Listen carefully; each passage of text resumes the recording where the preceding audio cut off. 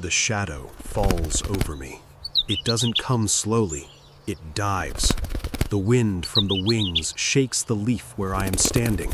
The air splits in a sudden movement, and the sparrow's beak comes straight down toward me. I do not move, not a muscle, not a leg. Only 8 eyes open, and my body pressed against the dry surface of the leaf.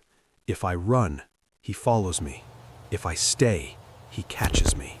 The beak passes so close that I feel the displacement of the air on the hairs of my legs. He has already seen me. But to understand how I ended up on this leaf, with a bird diving from the sky directly over me, we need to go back a few hours. The sun has not yet reached the ground of the garden. Down here, between roots, small stones, and dead leaves, the light takes time to arrive. For creatures of my size, the world is gigantic. A fallen leaf looks like a wall. A drop of dew can become a lake. A small hole in the ground can be an abyss. I am a wolf spider, and today I carry something that makes everything more difficult. On my back, dozens of tiny little bodies cling to my abdomen. They are my babies. They still cannot hunt. They still cannot escape. If I die, they die with me. Their hunger is my hunger. I need to find food before the day ends. I begin to move between the damp roots. Every step is slow, calculated. The ground is cold and covered by a mixture of soil and plant matter that holds the smells of the entire garden. Then the ground changes. The dark soil disappears and something white takes its place. I stop immediately.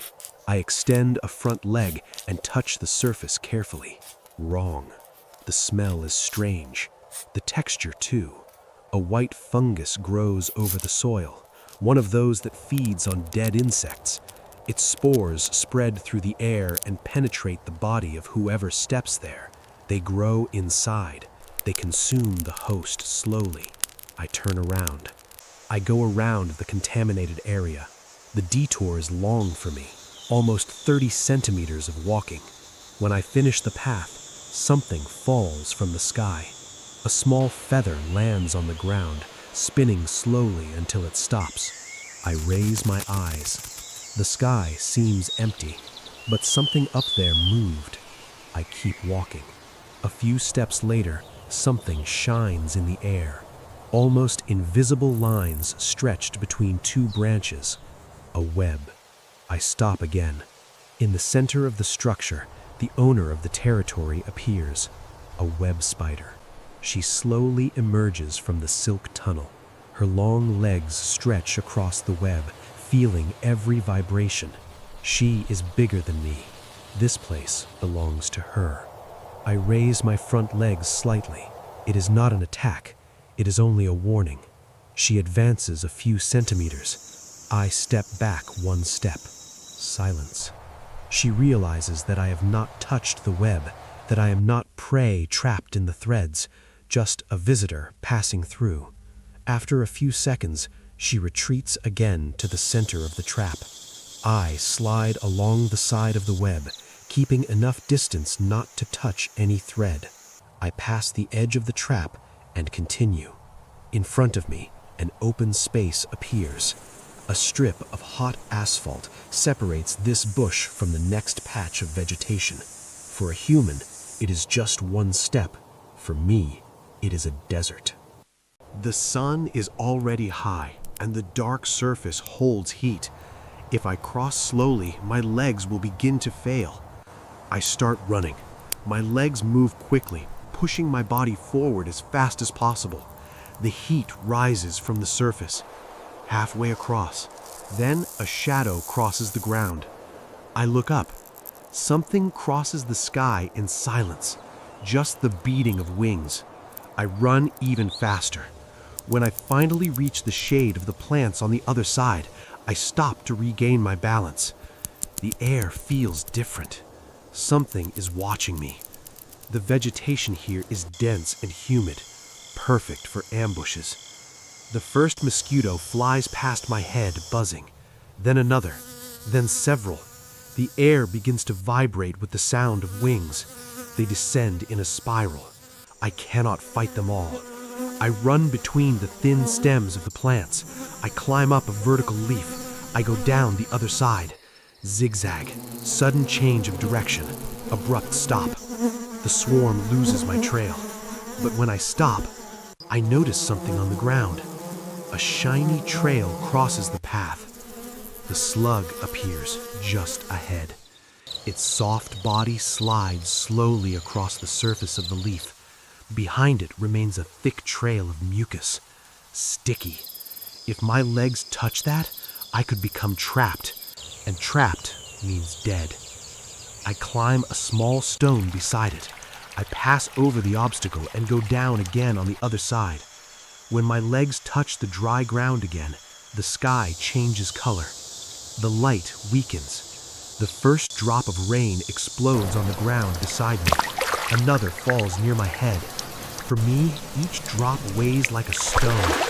Soon the rain intensifies. Small streams begin to form between the roots. I need to climb.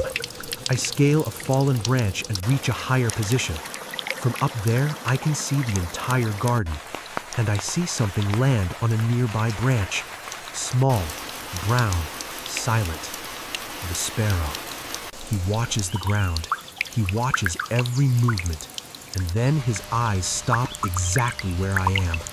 Before he attacks, something moves on the ground between us. A small lizard emerges from the leaves.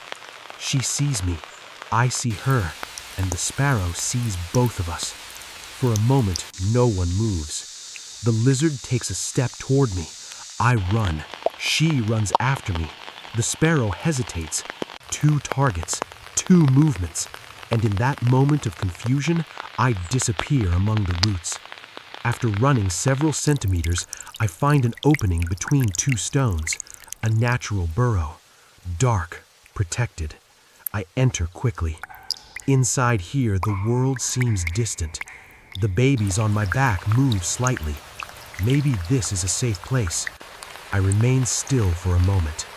1 minute, 2. Then the ground vibrates. Something approaches the entrance of the burrow. A cricket appears at the opening. Large, mandibles open. This place was his. Now there are 2 of us in the same space. He jumps. I dodge to the side at the last instant. I grab one of his legs for a brief moment and he loses his balance. The cricket backs away, then disappears outside the burrow. The shelter is mine now. Sometime later, the rain stops. The garden becomes silent. I leave the burrow. I take a few steps on the wet ground, and then the shadow returns. We return to the moment when everything began. The sparrow dives from the sky. His first attack fails, but he lands nearby, very close. He tilts his head and observes every detail of the ground. If I run, he follows me. If I stay still, he will try again. I need to disappear. I begin to move slowly toward the shadow of a large leaf, millimeter by millimeter. When I reach the right spot, I stop. My body blends with the dark soil. Earth, hairs, fragments of dry leaves. The sparrow searches for movement. He finds none. He takes a few steps, tilts his head, searches again. Nothing. After a few seconds, he opens his wings and flies away. I remain motionless for a little longer. Only when I am sure the danger has passed do I begin to move again. The sun begins to descend in the sky.